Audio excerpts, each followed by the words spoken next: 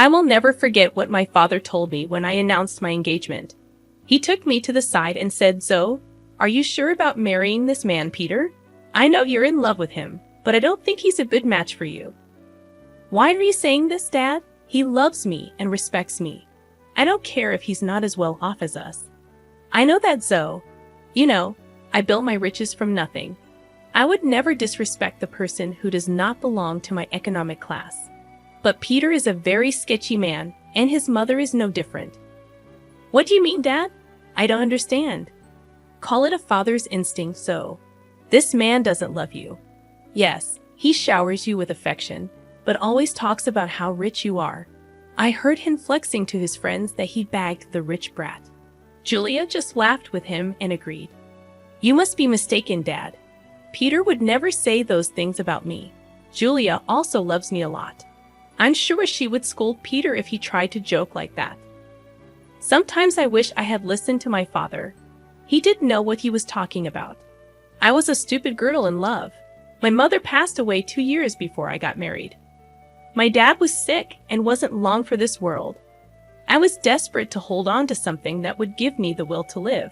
Peter and Julia became those people. My dad was a rich man. He made a series of good investments that made him very financially well off. I worked hard at my job and got a moderate salary as well. All in all, we were pretty comfortable in life. My husband Peter and his mom Julia weren't that well off. Yes, Peter did earn more than me, but he came from a very humble background. His field wasn't good enough to make him a millionaire. Peter did hold some resentment towards it. He and Julia liked sophisticated and expensive things. He often complained about not having enough money. I was always glad to help them out with the little allowance my dad gave me. I even let Peter and Julia move into my house after marriage, but neither Peter nor Julia were happy with my house. They said, "It's such a shame that you live in a small house. Your dad literally lives in a mansion. How come you bought such a small townhouse?" "I don't earn a lot, Peter. Dad lives in a mansion because he has lots of money. I'm a simple office employee earning a moderate salary. This house was difficult for me to buy as well. Dad helped me out with the down payment." "Well, if he helped you out, he should have got you a better place. I'm sure your mom had left him something to give you when you became older." "I'm not entitled to anything, Julia. Whatever my mom left behind is my dad's now. She died suddenly, so there was no will. I don't mind if I don't get anything. I'm happy with the way things are." "That's a ridiculous thing to say, Zoe. I sure would have loved to inherit a lot of money. You know what? Your dad should trade houses with us. He lives alone, so he doesn't need the space anyway, right, Mom?" "Yeah, Peter's right, Zoe. You can ask." "Absolutely not. That house is my dad's, and he deserves to live comfortably as long as he is alive." "Well, he will be alive for long now that he's sick. We can wait and compromise for a few years and see what happens. Ultimately, everything will be yours after your dad dies. You will have plenty of money to buy a big house and more." The way Julia and Peter were already making plans to spend my inheritance was super disturbing. It also didn't help that they regularly asked me to ask my dad for more money. It's not like we were hurting for cash. Peter and Julia simply wanted the millionaire life, even if they weren't one. Honestly, I was getting tired of their behavior. However, the real drama happened after my father passed away. My dad's cancer took him away from me. Pretty soon, I was devastated but got little support from Peter or Julia. They were only concerned about the date of the will reading and didn't even help with the funeral. Hell, they refused to attend the funeral because my dad was no one to them. I was heartbroken and furious at that point. My dad's words kept coming back to me. I was getting suspicious of them and started to have doubts about their intentions. I was afraid that they were really after my inheritance money. They were not allowed to be in the reading of the will. Peter and Julia said, "Why the hell are we not allowed to read the will? This is ridiculous. Lawrence was my own father-in-law." "Yes, this is ridiculous. We are family and should be present for this event. We have the right to know what Lawrence left in the will. At least my son should be allowed to be there." Your son is not in the will, Julia, so he cannot read the will. Why are you two so obsessed with inheritance? You didn't even come to the funeral. It was funny how my dad was suddenly family when it came to getting an inheritance. I was pretty annoyed at Julia and Peter. What was worse was that they started to hound me as soon as I got back from reading the will. They were not allowed to see the will. I had a hard time dealing with the grief of losing my father, but I got no words of support or sympathy from them. They simply wanted to know about my inheritance. Julia asked me, "So we have been wondering about something for a while now. How much inheritance did you receive from your parents? You must have got a lot of money. How much money did you get?" My parents unfortunately didn't leave me any money in my inheritance, so I received 0. What? You didn't get any money? But your parents were rich. They should have left you something. I don't believe that you didn't get any money. I'm sure you are lying to us. Oh, there is no way your parents didn't leave you a single penny. No, Peter. There was no money in my inheritance. The will didn't even mention me getting any kind of money. You can check my bank balance in a few days and find out. But what about their riches? Who will get those? You are their only child. I don't know about that, Julia. The lawyer just told me that I didn't get any money. It's fine by me. It was my parents' money, and it's up to them who they would give it to. That is ridiculous. You need to fight for the money. It should be yours. There is no money, Peter. They didn't have much money in the end. Whatever was left was given to charity. They have been planning this for a while now. Julia and Peter looked very pissed by what I said. I had no idea why they were being this weird about my inheritance. I almost told them the full details, but something stopped me from doing it. There was this creeping doubt in my mind that my husband and mother-in-law were up to something. I waited for them to digest the news. When Julia and Peter kept pressuring me for more information, I put my foot down.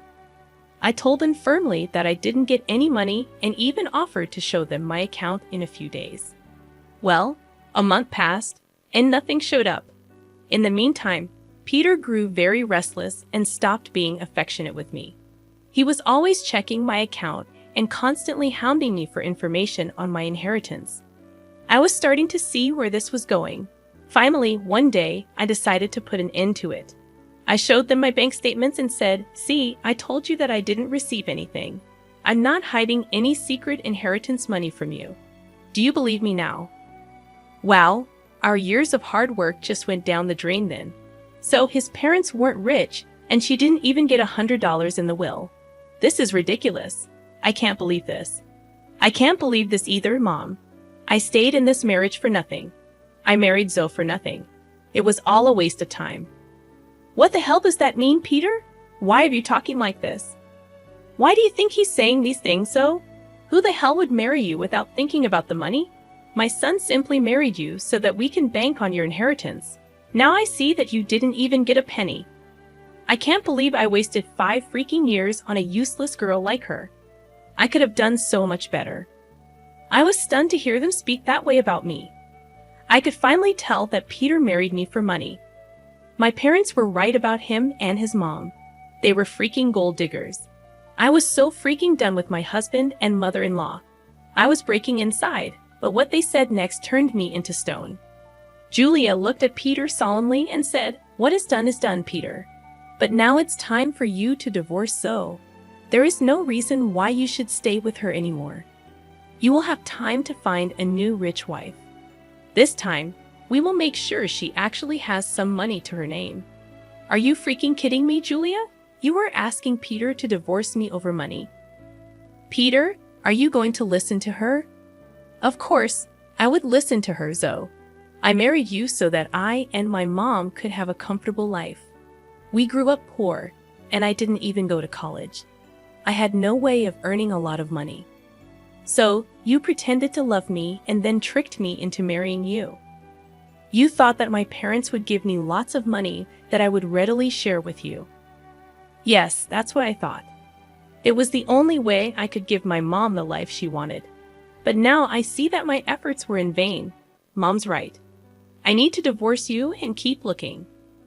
I was stunned by what Peter said. He said those things so nonchalantly that I started to question my own sanity. Julia and Peter went on to express their frustration at my marriage and myself. I didn't hear a word after a while. I was too busy coming to terms with what they just threw at me. Their total lack of reaction and Peter's sudden shift in behavior were both depressing and angering to me. After a point, I was so mad that I wanted to scream and throw things. However, I didn't do any of that. I calmly said, "Okay then, Peter. If a divorce is what you want, you will get it. I was never the one to say no to your demands. I might as well give in to your demand now as a last favor. So, you will agree to a mutual divorce. It'll save us both a lot of money. By the looks of it, you don't have much to go on anyway. Don't think of this as an opportunity to get alimony from my son. We will fight you tooth and nail before you give up that dream. You better preserve your lawyer fees and agree to a mutual divorce. It'll be best for you." You're right. I don't have a lot of money right now, so I decided something. I will agree to a mutual divorce, but you have to sign a clause saying that we won't share any of our assets with each other.